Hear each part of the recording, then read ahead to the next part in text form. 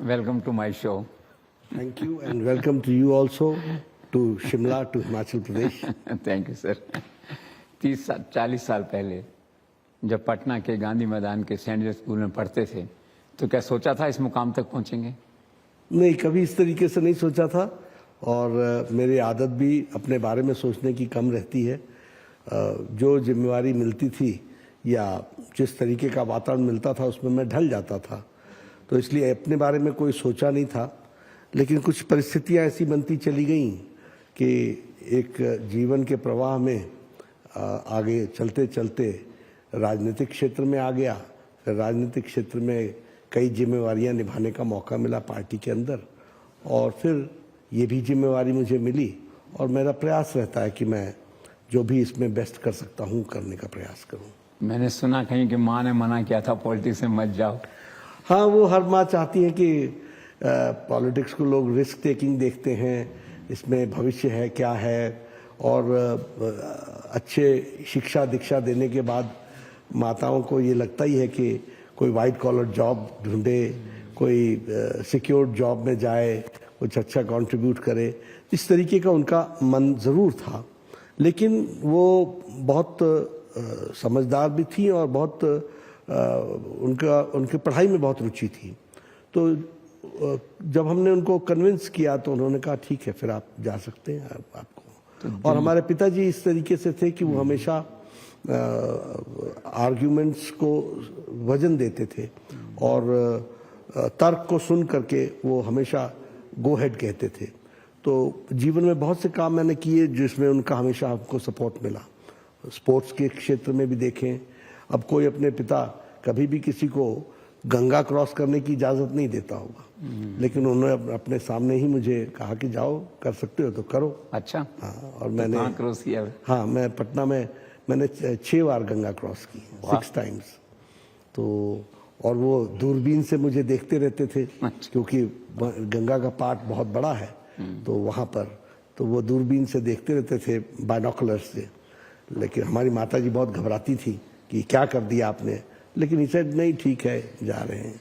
हम लोग का एक ग्रुप होता था 12-15 लोगों का, उसमें एक व्यक्ति ट्रक का ट्यूब लेके चलता था ताकि किसी को कोई तकलीफ हो जाए तो वो उसका उपयोग कर ले, क्योंकि लंबा गंगा की पार्ट बड़ी चौड़ी है वहाँ।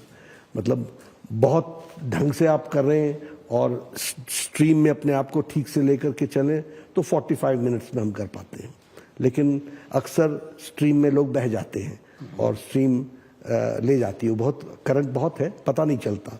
तो कई बार वो 1 घंटा 5 मिनट हो जाता है, कभी वो 1 घंटा 10 मिनट हो जाता है, कभी 1 घंटा 20 मिनट भी हो जाता है। तो अब ये बातें ऐसी है जैसे पायलट बोलता है ना कि विंड टेल एंड का है, विंड इस तरीके का है, तो वैसे स्ट्रीम भी उस तरीके का होता है। तो तैरने में भी एक बार जब आप तैरते हो तो कम समय लगता है, एक बार आप तैरते हो तो ज़्यादा समय लग जाता है। तो दिल्ली में बैठ के शिमला पटना मिस नहीं करते? निश्चित रूप से पुरानी यादें ताज़ा होती हैं, और जब मुझे मौका मिलता है तो मैं पुराने दोस्तों से मिलता भी हूँ, और जब मैं पटना जाता हूँ तो उन जगहों को भी याद करता हूँ। कॉलेज भी ज़रूर चक्कर लगा लेता हूँ, पुराने दोस्तों के साथ बैठ भी लेता हूँ, और स्कूल भी चला जाता हूँ, स्कूल भी गया हूँ। पुराने स्कूल? हाँ, पुराने स्कूल में, कॉलेज में भी जाता हूँ। और शिमला में अपना ठाकुर स्वीट्स और कॉफी शॉप मैंने पढ़ा कि हाँ, मैं यहाँ आया था तो मेरे राजनीतिक जीवन कहिए या सार्वजनिक जीवन कहिए या छात्र जीवन कहिए, स्टूडेंट एक्टिविज्म मैंने यहाँ सीखा, वहाँ हमने समझा, यहाँ हमने उसको एक्टिवेट किया और हम एक्टिविस्ट के रूप में आए। तो जब हम एक्टिविस्ट के रूप में आए तो ये बहुत ही मैं चाहूँगा कि कभी आप इस यूनिवर्सिटी को देखिए, बड़ी खूबसूरत यूनिवर्सिटी है और बहुत अच्छे वातावरण में बनी हुई यूनिवर्सिटी है, और ये कैंपस यूनिवर्सिटी है।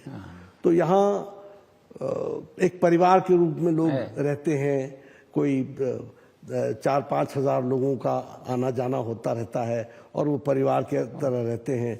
डे स्कॉलर्स कम हैं, आते हैं और चले जाते हैं। वो 9 बजे के आसपास आते हैं, 2 या 3 बजे के आसपास चले जाते हैं, लेकिन जो कैंपस में रहते हैं उनका एक परिवार सा डेवलप हो जाता है। तो उसमें वहाँ कुछ हमारी शॉप्स भी है रही, पंडित जी का चाय की दुकान, ठाकुर ढाबा, तो ये सब बड़े हमारे जानकार लोग थे, तो इनसे पारिवारिक संबंध बन गया। और जब मैं गया था अभी कई सालों बाद, तो मैं इन सबसे मिल के भी आया था। ठाकुर साहब जो थे वो बुजुर्ग हो गए थे, तो मैंने फोन करके उनको कहा कि आप आ जाइएगा, मैं आपसे मिलने आऊंगा, तो आए थे। तो मैं भी गया था 2-3 साल पहले, शशि ले गया था मुझे, जी कोई फंक्शन था यूनिवर्सिटी में था ये जो है। तो अब हिमाचल में चुनाव हो रहे हैं और अमित शाह ने कहा है कि गुजरात मोदी जी की जन्मभूमि, कर्म भूमि हिमाचल रही है। जी, तो क्या लगता है? देखिए, मोदी जी जब महामंत्री बने तो उनको पहला असाइनमेंट जो उन्होंने लिया वो हिमाचल, नॉर्थ इंडिया का था। और नॉर्थ इंडिया में हरियाणा, पंजाब, हिमाचल, जम्मू कश्मीर, ये सभी स्टेट्स उसमें जुड़े हुए थे। और चंडीगढ़ उनका सेंटर था, चंडीगढ़ से वो घूमते थे। और मोदी जी बहुत सिस्टमैटिक तरीके से काम करने के आदी शुरू से रहे हैं। तो उन्होंने राउंड लगाना शुरू किया और प्रवास को आगे बढ़ाया। तो वो प्रवास करते करते उन्होंने संगठन को खड़ा किया। बहुत कम समय में उन्होंने यहाँ पर भारतीय जनता पार्टी को एक आवाज़ दे दी। बहुत कम समय में उन्होंने भारतीय जनता पार्टी एक मजबूत पार्टी के रूप में खड़ा करने में उनका बड़ा योगदान रहा। तो काफी इंटरेक्शन रहता होगा उस समय, मोदी जी से मिलना रहता होगा? मैं उस समय विपक्ष का नेता था। और वैसे मोदी जी के साथ मेरा संपर्क इस प्रकार से रहा कि जब मैं युवा मोर्चा का राष्ट्रीय अध्यक्ष था तो दिल्ली में था, और उस समय वो राष्ट्रीय मंत्री और बाद में राष्ट्रीय महामंत्री तुरंत बन गए थे। तो वो राष्ट्रीय महामंत्री के रूप में वहाँ कार्य करते थे। यूथ में उनका बहुत इंटरेस्ट था, तो युवा मोर्चा की एक्टिविटीज़ को वो बहुत गाइड करते थे। तो वहाँ से मेरा उनका परिचय और काम करने का मौका मिला। लेकिन तुरंत बाद उसके मैं चला आया यहाँ मैं चुनाव लड़ा, विपक्ष का नेता बन गया। जब मैं विपक्ष का नेता बना तो वो मेरे प्रभारी बन करके आ गए, तो उनके साथ मुझे काम करने का मौका मिला। एक सरकार भी उसमें गिरी थी, बनी थी, फिर आप लोगों ने बनाई थी। उनके नेतृत्व में हम पंजाब में भी सरकार में आए थे, उनके नेतृत्व में हम हिमाचल में भी सरकार में आए, उनके नेतृत्व में हम हरियाणा में भी सरकार में आए उस समय। जी। अभी बिलासपुर आए थे प्रधानमंत्री जी, आप भी थे जी। बहुत जबरदस्त भीड़ थी जी जी। तो आज भी हिमाचल में बहुत जबरदस्त लोकप्रियता है उनकी। हाँ, लोकप्रियता के साथ विशेष करके हिमाचल के लोग उनको अपना मानते हैं, क्योंकि उन्होंने ग्रास रूट लेवल पे इतना प्रवास किया, लोगों के घरों से जुड़े हैं वो, उनको लोग पहचानते हैं, जानते हैं। कोई कह देगा यहाँ हिमाचल में मोदी जी यहाँ बैठे थे, मोदी जी ने इनके घर खाना खाया था, मोदी जी ने यहाँ बैठक ली थी, वो बैठक में इतने लोग थे, फिर उनकी यहाँ सभा हुई थी। तो और उन्होंने बहुत कम समय में बहुत एक्टिविटी की। अब यहाँ जब शिमला आते हैं तो सब भी कहते हैं मोदी जी इस कॉफ़ी हाउस में बैठते थे।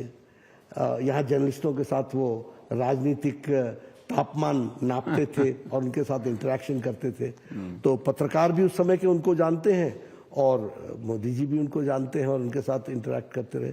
तो ये उनका तरीका। इसलिए क्या है कि अच्छा, लोग फिर आगे सुनते हैं, अच्छा उनकी बहुत सी तस्वीरें हैं माल रोड पे घूमते हुए, तो फिर वो तस्वीरों में जो साथी दिखते हैं वो बोलते हैं मैं भी साथ था, हम भी साथ चला करते थे। फिर अभी मैं पीछे गया था एक बैठक लेने के लिए, तो मुझसे एक कार्यकर्ता ने पूछा आपको याद है ना कि एक बैठक हुई थी यहाँ पर, मोदी जी उसमें आए थे? मैंने कहा हाँ याद है। तो ऐसा उनका। तो चुनाव मोदी जी के चेहरे पर लड़ा जा रहा है। ऐसा है कि मोदी जी की शख्सियत देश के, पार्टी ही नहीं, देश की एक शख्सियत, सबसे ऊंची शख्सियत बने हैं। और मोदी जी दुनिया में भी उन्होंने अपने आप को स्थापित किया है। और हमारा ये सौभाग्य है कि वो भारतीय जनता पार्टी के संगठन के रचे बसे और उसके वो एक सिपाही हैं। तो अब चुनाव कोई भी हो, अगर ऐसी परिस्थिति आती है तो उनका उस काम में लगना स्वाभाविक है। और आपको पता है कि प्रशासन में भी जितनी रुचि लेते हैं उतनी ही रुचि वो संगठन में भी लेते हैं। तो वो संगठन की दृष्टि से काम को आगे बढ़ाने का भी प्रयास करते हैं। तो जब भी चुनाव आता है उनके लायक जो काम होता है उसको बखूबी निभाते हैं, अच्छे से निभाते हैं। और उसके चलते पार्टी को ताकत मिलती है ताकत। सरकार बनने में पहले कहते थे प्रचारक से नरेंद्र मोदी, प्रचारक से प्रधानमंत्री, जी अब कहते हैं प्रधानमंत्री से धर्मगुरु, आध्यात्म गुरु। ये नया अवतार उनका पिछले कुछ दिनों में देखने को मिला जो बहुत पॉपुलर हो रहा है। आप क्या सोचते हैं उनका जो एडिशनल ये नहीं, देखिए वो आध्यात्मिक रुचि उनकी तो शुरू से थी। वो तो घर छोड़ करके अध्यात्म के उस यात्रा में बहुत कम लोगों को पता है, और वो बोलते भी अपने से इन विषयों के बारे में कम है। लेकिन जो जानकारियां मिलती हैं वो उत्तराखंड के केदारनाथ धाम से लेकर के कई धाम और कई गुरुओं के संसर्ग में रहे। फिर कोई गुरु जी ने उनको ये बताया कि तुम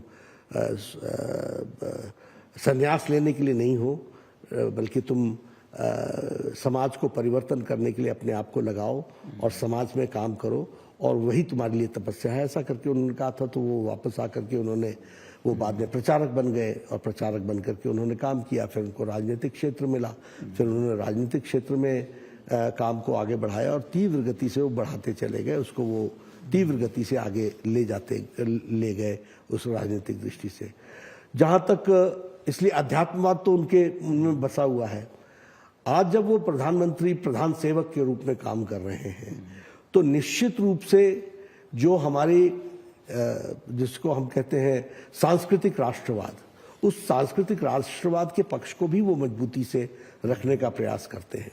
और क्या हुआ कि इस देश में सेक्युलरिज्म की गलत धारणाएं का मतलब ये बन गया कि सरकार हमारी संस्कृति की रक्षा करना ये सरकार का काम नहीं है, और ऐसा है नहीं। संस्कृति की रक्षा करना भी हमारा काम है, और सांस्कृतिक दृष्टि से भी उसको आगे बढ़ाना हमारा काम है। तो जो भी हमारी धरोहर है उसकी वहाँ लाखों श्रद्धालु आते हैं, वहाँ की व्यवस्थाएं अच्छी हों, वहाँ की व्यवस्थाएं उचित हों, उनको आगे बढ़ाया जाए। इन सब चीज़ों में उनका विशेष रुचि रहती है। तो शायद उसको लोगों ने धर्मगुरु के रूप में देखा होगा, या लेकिन वो राजनीति में भी रहते हुए एक तपस्वी के रूप में उन्होंने काम किया है, इसमें कोई दो राय नहीं है। अमित शाह भी आए थे, रैलियां करी, कैसा रिस्पांस रहा? बहुत अच्छा रिस्पांस था, बहुत ही अच्छा रिस्पांस था। और वो रिस्पांस कुल मिलाकर के अगर देखा जाए तो इस तरीके का रिस्पांस था कि एक इलेक्ट्रीफाइंग इफेक्ट उसमें से निकल कर काफी क्राउड जी था उसमें जो है जी। उसके बाद जो है चीफ मिनिस्टर की रैलीज भी होती हैं, सब हैं। तो how you rate Jairam Thakur as the chief minister? क्या उनके खास? देखिए, Jairam Thakur ji is a very silent down to earth worker, and he is an implementer, और वो चीजों को इम्प्लीमेंट करने में सफल होते हैं। इसमें कोई दो राय नहीं है। सब लोग मानते हैं कि हिमाचल प्रदेश बिना केंद्र के आशीर्वाद के नहीं चल सकता, और मोदी जी का आशीर्वाद भरपूर है। यह परिस्थिति आकर के खड़ी हुई है, लेकिन उसको लेटर और स्पिरिट में उतारने में जमीन में जयराम ठाकुर जी का बहुत बड़ा रोल रहा है। अब देखिए, वैक्सीनेशन का प्रोग्राम उठाइए, 219 करोड़ डबल डोज लगा, बूस्टर लगा, लेकिन first in vaccination is in first dose and second dose is Himachal Pradesh. वाह। तो उसको इंप्लीमेंट तो जयराम ठाकुर ने किया। और मैं ये मानता हूं कि दिल्ली में इंप्लीमेंट करना या किसी मैदानी प्रदेश में इंप्लीमेंट करना और हिमाचल प्रदेश में इंप्लीमेंट करना जमीन आसमान का अंतर है। कहाँ डोडरा कवार, कहाँ किन्नौर का ठांगी, कहाँ किन्नौर का पू, कहाँ लाहौल का स्पीति, और कहाँ छोटा बंगाल बड़ा बंगाल, कहाँ मलाना। ये दूसरी दुनिया ही दूसरी है।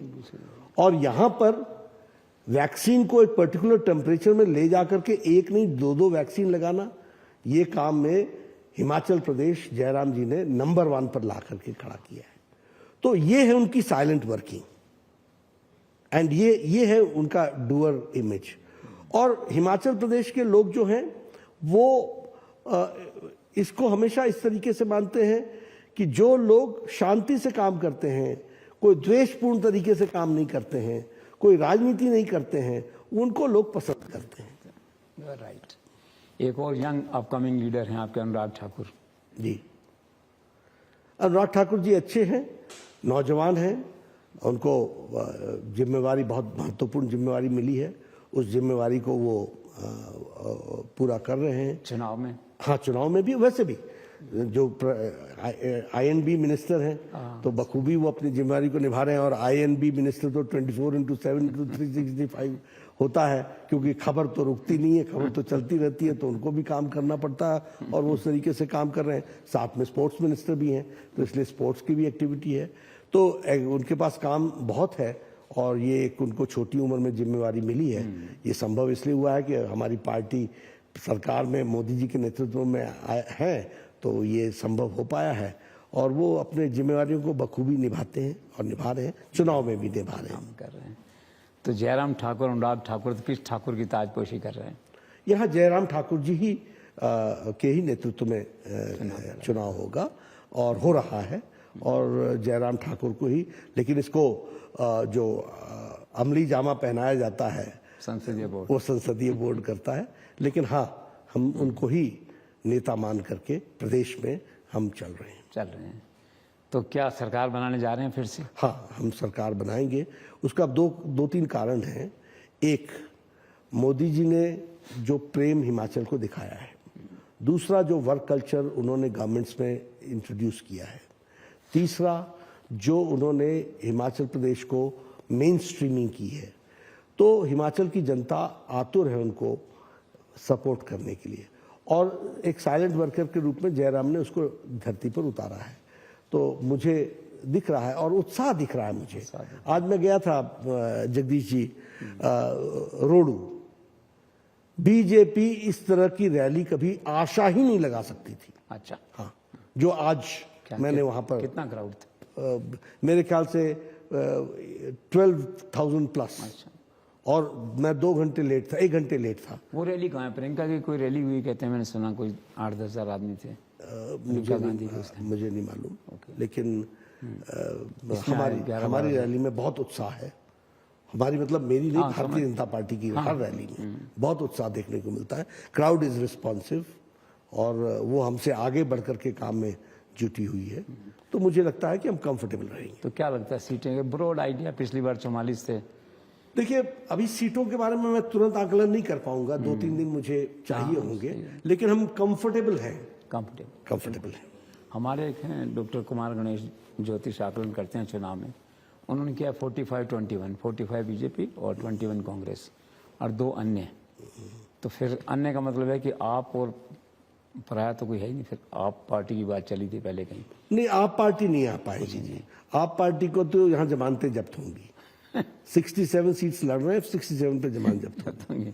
और वैसे तोड़ के भी लोग ले गए थे। अनुराग ठाकुर आपके घर पे ले गए थे। हाँ, वो तो उनके जो चीफ मिनिस्टर कैंडिडेट थे जगदीश जी उत्तराखंड में, वो बीजेपी में आ गए और वो हमारे प्रचार में लगे हैं उत्तराखंड में। और यहाँ भी जो उनके अध्यक्ष बने वो हमारे साथ आ गए। तो वो कोई इश्यू नहीं है।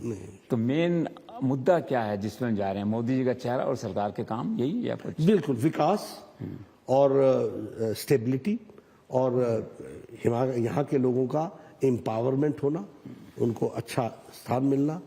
हमने एजुकेशन में अच्छा काम किया है, हेल्थ में अच्छा काम किया है। अब कंसोलिडेशन करने की जरूरत है, एम्पावरमेंट करने की जरूरत है, वो हम सारा है। घोषणा पत्र बड़ा जबरदस्त निकाला आपने जी। अमित शाह ने कहा कि यूनिफॉर्म सिविल कोड लागू करेंगे जी। तो उसकी कोई रेलेवेंस है हिमाचल में? कोई इम्पैक्ट उसका? निश्चित रूप से इम्पैक्ट, मतलब मोरल बूस्टर है नहीं। देखिए, हमारे सोच का तरीका इस तरीके से है जगदीश जी कि हमारे यहाँ सबका साथ, सबका विकास, सबका विश्वास, पर justice to all, appeasement to none. और एक देश के अंदर, एक प्रदेश के अंदर, आखिर as a citizen we have to shoulder our collective social responsibility and for that uniformity is needed. तो वो यूनिफॉर्मिटी लाना हमारा उद्देश्य है। देश ऐसे मजबूत नहीं होता ना, हर एक की बराबर की भागीदारी होनी चाहिए। तो बराबर की भागीदारी कैसे होगी? जब यूनिफॉर्म सिविल कोड होगा तभी होगी। और 8 लाख नौकरियों की बात है, हो जाएगा क्या? 8 लाख लोगों को रोजगार देने उसमें जगदीश जी मैं आप चर्चा करना चाहूंगा। देखिए क्या है, एक नया ट्रेंड चल गया है लोगों का। मैं 8 लाख सरकारी नौकरी दूंगा, मैं 10 लाख सरकारी नौकरी दूंगा। तेजस्वी ने बिहार में कहा था। देखिए, बीजेपी और कांग्रेस और अन्य पार्टियों में अंतर क्या है? बहुत फाइन डिस्टिंक्शन है, इसको समझाना थोड़ा कठिन जाता है।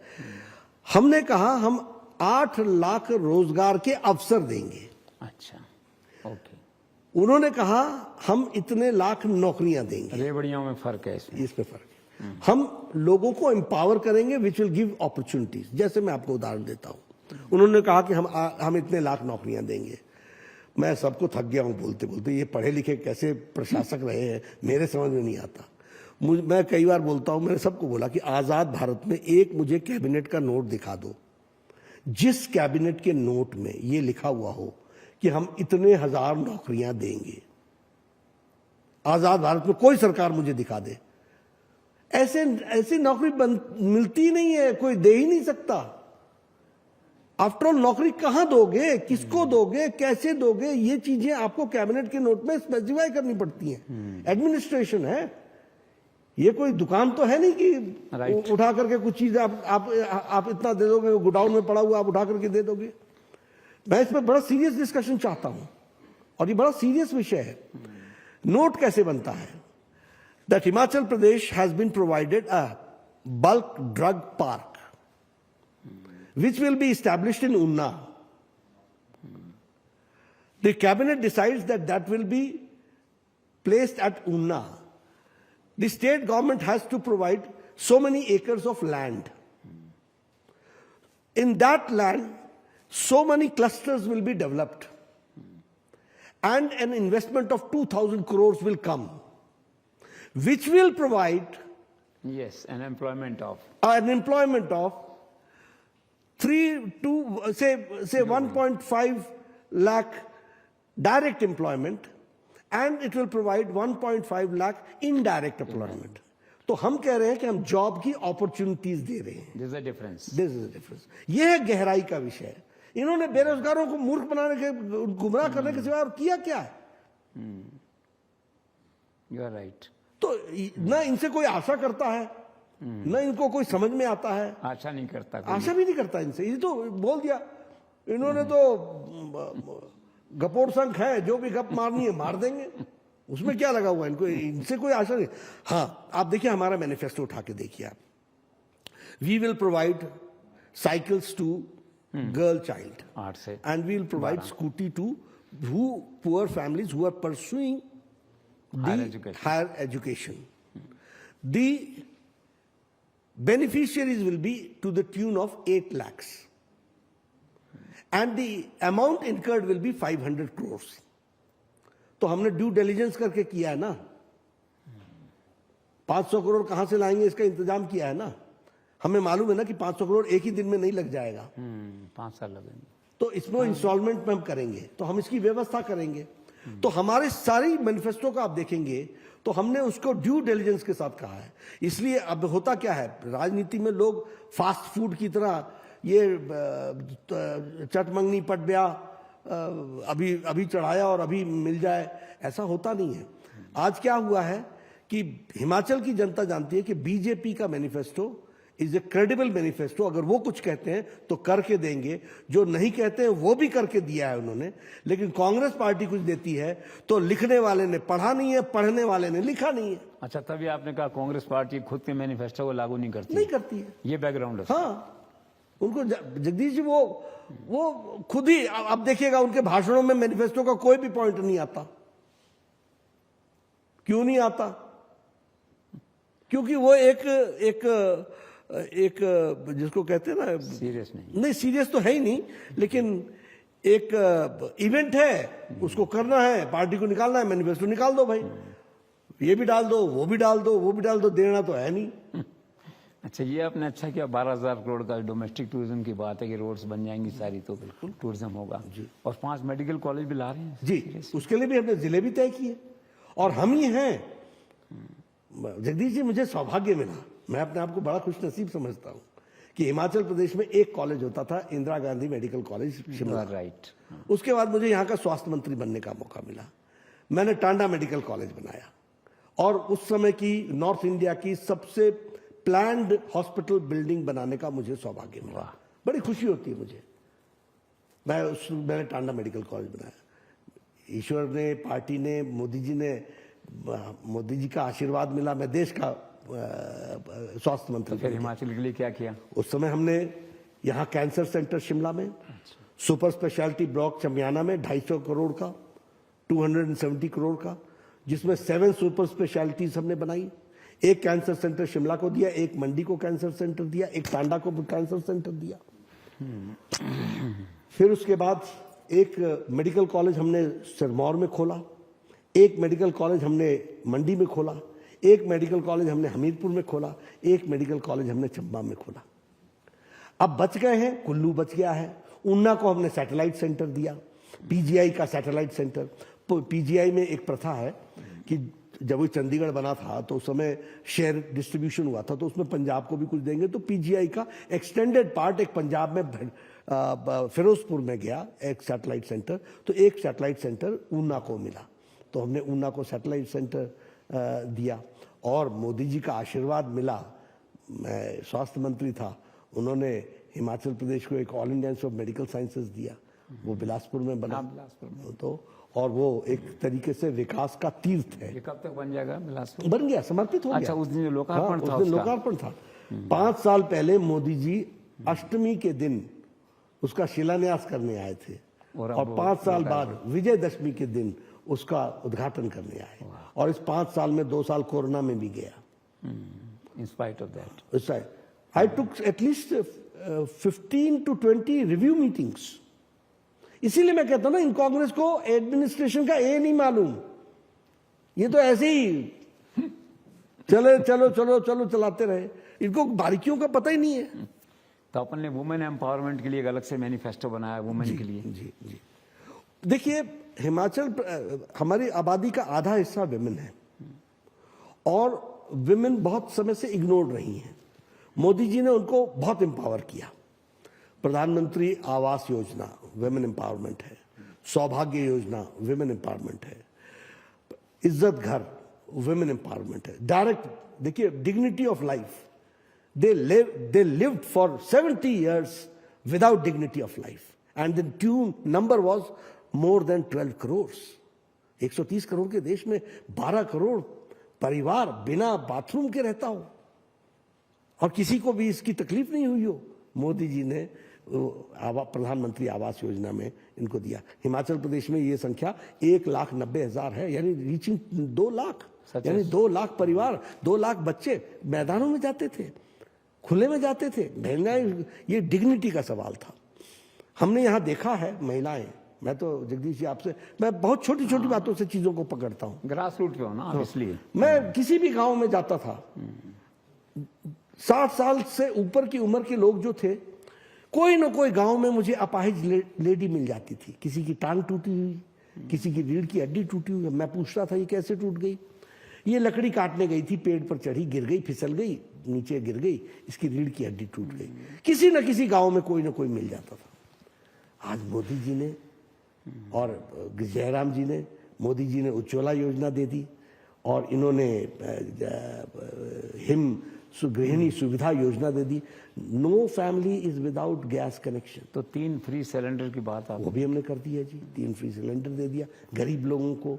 आप देखिए ना, आखिर वो भी दिवाली मनाएंगे ना, वो भी होली मनाएंगे, वो भी लोहड़ी मनाएंगे, तो उनको हमको एम्पावर करना है, उनको हमको ताकत देनी है। और वो 33%, उसमें भी बहुत आवश्यक था। महिलाओं को जो ड्यू मिलना चाहिए वो नहीं मिल पाता था, तो हमने उस एम्बिट, रिजर्वेशन के एम्बिट में 33% उनको मिलेगा। और इस तरीके से, और हमारी हिमाचल की बेटियां बहुत लायक और बहुत मेहनती और बहुत तरीके से काम करके आगे बढ़ने वाले लोग हैं, और उनको अपॉर्चुनिटी देना ये हमारा काम है, और प्रदेश आगे बढ़े। आखिर मोदी जी का सपना रहा बेटी बचाओ बेटी पढ़ाओ। यही नहीं,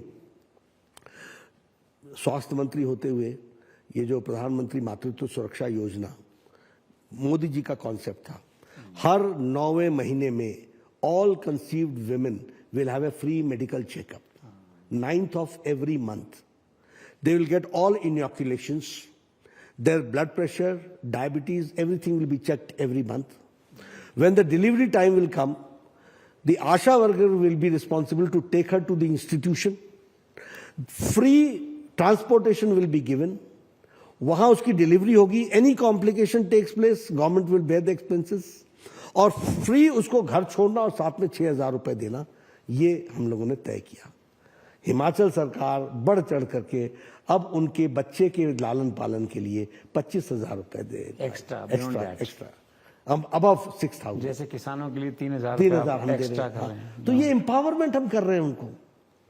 अब क्या दिक्कत होती है कि कांग्रेस वालों को ये समझ में ही नहीं आता है, क्योंकि उनको सेवा करने का उद्देश्य ही नहीं है, वोट कैसे बटोरना है इसमें उनकी इच्छा होती है। तो पॉपुलिस्ट लोग लगा दो, 2-4 इधर बोल दो, 2-4 उधर बोल दो, चलते बनो। तो सीरियस नहीं है रिटायरमेंट की बात जो कहते हैं बाद में, सैलरी ओपीएस वाली बात। हाँ। उसके बारे में भी हमने कहा है। देखिए, ओआरओपी किसने दिया, हल्ला किसने किया? कांग्रेस ने। 35 साल बीत गए, दुआनी नहीं दी, दो पैसे नहीं दिए। मोदी जी आने से पहले ड्यू डिलिजेंस हुआ, ड्यू डिलिजेंस होने के बाद एक समिति बनी थी खुशहाली जी की, हालांकि वो भी जो डिलिजेंस हुआ उससे ज्यादा लगा, लेकिन ये 60,000 करोड़ रुपए लोगों के फौजी भाइयों तक पहुंचाने का काम मोदी जी ने किया। अब ओपीएस खत्म किसने किया? मनमोहन सिंह की सरकार ने किया, उनकी सरकार ने खत्म किया।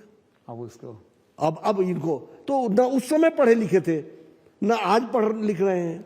भारतीय जनता पार्टी इस विषय पर तभी बोलती है जब ड्यू डिलिजेंस कर लेगी। करेंगे जब देखेंगे।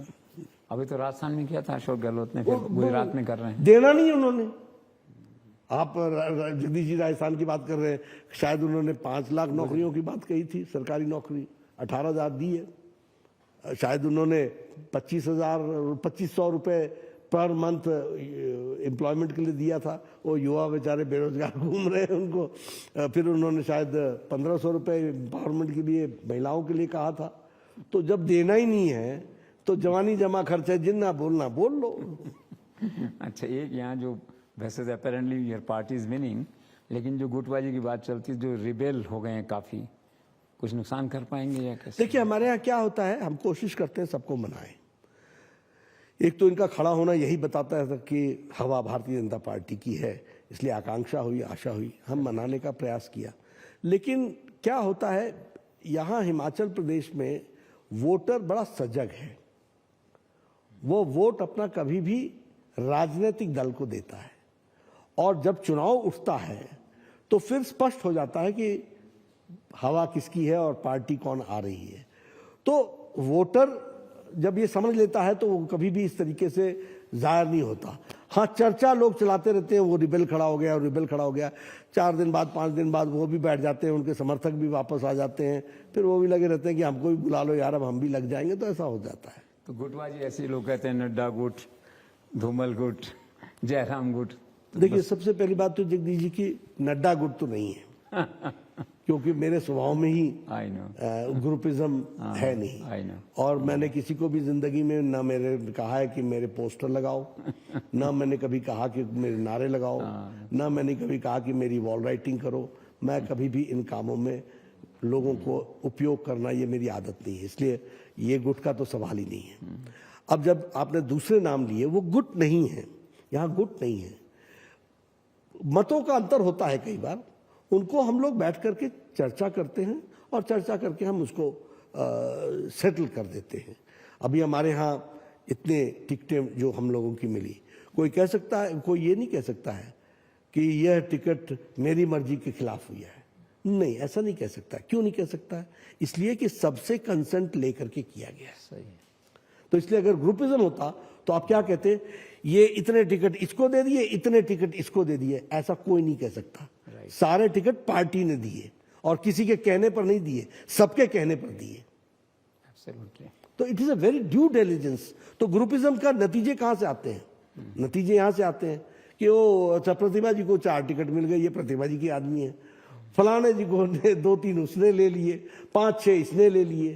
तो ये हुआ ग्रुपिज्म। लेकिन हमारे यहां कोई नहीं कह सकता है कि धूमल जी ने इतने टिकट ले लिए और इन्होंने इतने टिकट ले लिए। कोई नहीं, पार्टी ने दिए टिकट, और पार्टी ने दिए तो सारी चीजों को ध्यान में लेते हुए, आपके सारे आर्गुमेंट सुनने के बाद, नहीं ये ठीक नहीं रहेगा, इसके बारे में विचार हो करके इसको हम लोगों को लड़ाना चाहिए। आपने कहा कि यहाँ प्रो इनकम्बेंसी है, एंटी नहीं है, तो पिछले साल भर पहले कुछ 4 चुनाव हार गई थी पार्टी, तो क्या लगता है वो सब यू टर्न हो गया, मतलब प्रो नहीं, ऐसा नहीं, ऐसा ऐसा नहीं। 4 में से 2 कांग्रेस के पास पहले से था, अच्छा, 2 बीजेपी के पास था। हमारी एक आदत है पार्टी में, हम एक्सपेरिमेंट्स करते हैं, और जब हम स्टेबल गवर्नमेंट में होते हैं तो हम ज्यादा एक्सपेरिमेंट्स करते हैं। तो हम स्टेबल गवर्नमेंट में थे तो हमने टिकट में एक्सपेरिमेंट्स किया, प्रिंसिपल स्टैंड लिया। पार्टी उसके अनुसार हिमाचल प्रदेश में उठ नहीं पाई, तो इस कारण से नतीजे कुछ और आ गए। दैट डजंट मीन उन्हीं सीट पर हम फिर जीत रहे हैं, फिर विनिंग पोजीशन में है वापस। गुजरात आप गए थे, गौरव यात्रा आपने लॉन्च की, बड़ा अच्छा फंक्शन था, देखा मैंने जो है। जी, तो क्या है गौरव यात्रा का कंसेप्ट, क्या है ये? नहीं, गुजरात में या किसी भी जगह जहां भी चुनाव होते हैं वहां हमेशा हम पार्टी को एक क्रम में हम कैंपेन को बढ़ाते हैं। उस क्रम में हम संगठन को मजबूत करते हैं, ग्रास रूट लेवल पे पन्ना प्रमुख को मजबूत करते हैं, बूथ को हम रिवाइटलाइज करते हैं, बूथ में सभी सोसाइटी के सेक्शन के लोगों का रिप्रेजेंटेशन है कि नहीं है, इसको चेक करते हैं, रीचेक करते हैं। रीचेक करने का तरीका इतनी दूर तक जाता है कि मोबाइल ऐप पर हम लिस्ट बना करके उसको सेंड करते हैं, वो मंडल में पहुंचती है, मंडल से जिले में पहुंचती है, उसको रीचेक किया जाता है, स्पॉट एग्जामिनेशन होता है। आपने नाम लिखा है तो उस बिरादरी का वो व्यक्ति वहाँ है कि नहीं है, इसको हम स्पॉट एग्जामिनेशन करते हैं। यहाँ से हम काम शुरू करते हैं। फिर बहुत से उसके आयाम हैं, महिला सम्मेलन, इंटेलेक्चुअल्स के सम्मेलन, डॉक्टर्स के सम्मेलन, इंजीनियर्स के सम्मेलन, रिलीजियस लीडर्स के सम्मेलन, ये क्रम शुरू होता है। फिर रैलीज का चलता है, वॉल राइटिंग का चलता है। उसमें एक क्रम होता है, वो क्रम होता है कि कंस्टिट्यूएंसी वाइज अपनी चीजों को लेकर के एक यात्रा निकाल करके पब्लिक मोबिलाइजेशन। फिर उसके अनेक नाम होते हैं, कई जगह वो संकल्प रैली होती है, कहीं वो विजय संकल्प रैली होती है, कहीं वो संपर्क अभियान होता है, कहीं वो गौरव यात्रा होती है। उस समय की परिस्थितियों को देख करके आज गुजरात का गौरव बना है, तो उस गौरव यात्रा के दृष्टि से हम उसको आगे बढ़ाने का प्रयास कर रहे हैं। तो ये यात्रा चुनाव से पहले होती है। एक मोटरसाइकिल यात्रा होती है यूथ की, उसमें मोटरसाइकिल निकाले जाते हैं। तो इस तरीके से ये कैंपेनिंग को नीचे ग्रास रूट लेवल पे addressing every section of the society, ये उसका पार्ट एंड पार्सल होता है। तो उसको हमने उस तरीके से। गुजरात में इस बार त्रिकोणात्मक संघर्ष है, कोई फर्क पड़ेगा? कोई त्रिकोणात्मक नहीं है जी। कांग्रेस के साथ ही हमारा वहाँ टकराव है, उनका एक कार्डर बेस्ड तरीके से वो है। अब आपने जो ये आम आदमी पार्टी की बात कह दी, तो ये इनका इतिहास लोग भूल जाते हैं, मैं सबको याद दिला देता हूँ। बनारस गए थे चुनाव लड़ने, और वहाँ जो हाल हुआ था आपको मालूम है, बाद में आकर के कहा ये मेरी जीवन की गलती थी। फिर ये लड़ने गए उत्तर प्रदेश में, 350 सीटों पर लड़े जगदीश जी, 349 पर जमानत जब्त करा के आए। फिर ये लड़ने गए उत्तराखंड, आप लोगों ने सबने पूछा ये तो बड़ा भारी आप ऐसा चढ़ गया जैसे कि हमने कहा कुछ नहीं होने वाला है, देखिएगा क्या होता है। मैंने पहले बताया कि इनका चीफ मिनिस्टर कैंडिडेट हमारी प्रचार में लगे हैं, वो हमारे को ज्वाइन कर चुके हैं, कोथियाल जी कर्नल कोथियाल जी, ब्रिगेडियर कोथियाल, उन्होंने हमारे को ज्वाइन कर लिया है। और वहाँ वो 69 सीट्स पर लड़े, 69 में 65 पे जमानत जब्त करा ली। फिर वो गोवा गए, गोवा में तो ऐसा हुआ कि ये टीएमसी और अरविंद, इनका बैनर कंपटीशन चल रहा था, बैनर ही बैनर। आपने भी देखा होगा, आप गए थे गुजरात, अगर आप एयरपोर्ट से उतरे तो आपको लगेगा कि ये तो लड़ाई ही आम आदमी पार्टी लड़ रही है। मैंने भी कहा कितनी सीटें लड़ रहे हैं? बोले 39 सीट्स लड़ रहे हैं आउट ऑफ 40। मैंने कहा स्थिति क्या है? बोले आगे चलिए देखते हैं क्या होगा, आगे चलिए बताते हैं। वहाँ 35 पर इनकी जमानत जब्त हुई। फिर ये मणिपुर तो गए नहीं, तो ये इनका ट्रैक रिकॉर्ड रहा है। यहाँ मैं आपको बता देता हूँ 67 सीट्स पर लड़ रहे हैं, 67 पे जमानत जब्त होगी। तो गुजरात में क्या तिकोना लड़ाई लड़ेंगे। इनकी आदत है, ये जाते हैं, एक हवा बनाने का प्रयास करते हैं। Banner based party cadre based party से नहीं लड़ सकती। गुजरात में भी प्रधानमंत्री ने नया नारा दिया है जी। वो तो जो बोलते हैं नारा बन जाता है, पॉपुलर हो जाता है, लाखों लोग उसमें चलते हैं। फिर उन्होंने कहा है कि आ गुजरात मैंने बनाया छे, गुजरात हमने बनाया है। तो बच्चा बच्चा गीत गा रहा है वहाँ, तो आप कैसे देखते हैं इस बिल्कुल स्लोगन सही को? बात है, ये कोई अतिशयोक्ति नहीं है, ये सच्चाई है, ये यथार्थ है और उसके साथ लोग खड़ा होने जानते हैं। तो गुजरात को गुजरात के लोगों ने बनाया है, इसमें कोई दो राय नहीं है। गुजरात की धरती को कोई बाहर से आके सिखाने लगेगा, ये तो संभव नहीं है। गुजरात ने बल्कि देश को बहुत कुछ दिया है, तो और गुजरात तो बनाया ही बनाया है, तो उसके स्वाभिमान को का स्लोगन तो निश्चित रूप से बनता ही है और वो लोगों को अपील भी करेगा। क्यों आपने कहा वो गुजरात का स्लोगन बन गया, तो इसलिए बन गया क्योंकि एक तो मोदी जी ने कहा और दूसरा वो यथार्थ है, वो सच्चाई है, वो लोगों को छू गया। तो 2024 के मद्देनजर आप 144 सीटों पे फोकस कर रहे हैं जहां कभी जीते नहीं। उसको हमने बढ़ा दिया है और कुछ और सीटें भी हमने जोड़ी, क्योंकि महाराष्ट्र की अब सरकार हमारी बन गई और वहां पर की योजना को हमको उसमें जोड़ना है। कुछ और स्टेट्स में भी हमको लगा कि और हमको अच्छा से करना होता है, करते हैं। पार्टी को सुना टीम्स को बना के नया एक्सपांड कर रहे हैं आप जी। क्योंकि ऐसा मानना है कि it is necessary to expand organisation to retain in power and to strengthen the growth not to of the retain, party, to make more powerful, to make more power, more stable. तो उसमें क्या कुछ कब तक? देखिए, कुछ जहां हम जिन सीटों पर हम बहुत नजदीक पर छूट गए उनको हमने फोकस किया है। जिन सीटों पर हमको पोटेंशियल दिखता है लेकिन वहां मेहनत नहीं हुई क्योंकि हमारा पार्टी काडर नहीं था, उनको हमने फोकस किया है। कुछ स्टेट्स जहां पर हम फोकस नहीं कर पाए उनको हमने उसमें जोड़ा है। तो ऐसे कोई कुल मिलाकर के मेरे ख्याल से 155 तक जाएगा, 144 से 155 तक जाएगा। ये सीट्स हमने अलॉकेट की हैं। ऐसी ही हमने 2019 के चुनाव से पहले 2017 में अमित शाह जी ने की थी।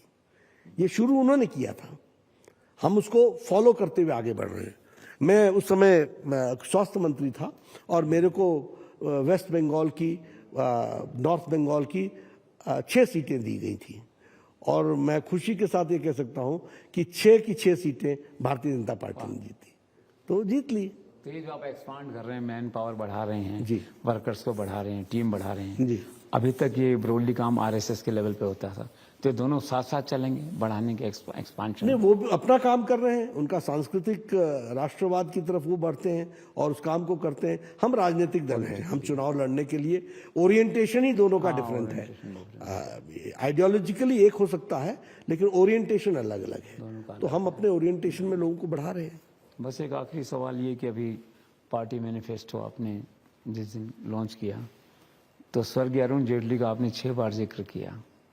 वेरी गुड ह्यूमन बीइंग जी। तो क्या रिश्ते रहे उनके साथ? बहुत अच्छे रिश्ते रहे मेरे और मैं ये मानता हूं कि ईश्वर की उन पर विशेष कृपा थी। जल्दी चले गए लेकिन ईश्वर की विशेष कृपा थी। He was a genius and much to learn from him. He could talk about anything under the sun. Wow. And he could talk with perfection. ये उनकी देन थी। तो इट वॉज एनरिचिंग, बस उनको सुनते रहना, उनसे कुछ चाय की चुस्की पर उनको सुनना, और वो बहुत अच्छे ह्यूमन बीइंग थे और बहुत लोगों को कंफर्टेबल रखते थे। आपको कनॉट प्लेस ले गए होंगे भटूरे खिलाने? वो कनॉट प्लेस भी ले गए, मुझे वो पराठे की गली भी ले गए। तो उनके जो फेवरेट हॉन्ट्स थे, बाद में फिर सिक्योरिटी के कई प्रॉब्लम्स आ गए तो वो हम लोग को ऐसे ही कहते थे, कल कहाँ हो भाई? मैंने कहा यही हूँ। तो मेरे चेंबर में आ जाना, हमने 15-20 लोगों को बुलाया है, तुम भी आ जाओ। और हमने इस बार अमृतसर के वो वहां से बुलाए हैं, हमने पराठा गली से उनको बुलाया है। तो उनको अच्छा ही वो उनको खिलाने का बड़ा शौक था और लोगों को जोड़ने का बड़ा शौक था और डिफरेंट वॉक्स ऑफ लाइफ के लोगों को जोड़ते थे। तो आपको बहुत बहुत एडवांस में बधाई और आप कर रहे हैं सब यहाँ। धन्यवाद, बेस्ट ऑफ धन्यवाद। लक। आपसे बातचीत करने में मुझे बहुत अच्छा लगता है। हम तो इंटरेक्ट करते हैं, हम तो इंटरव्यू नहीं करते कुछ ऐसा। Thank you so much. Thank you. Thank you.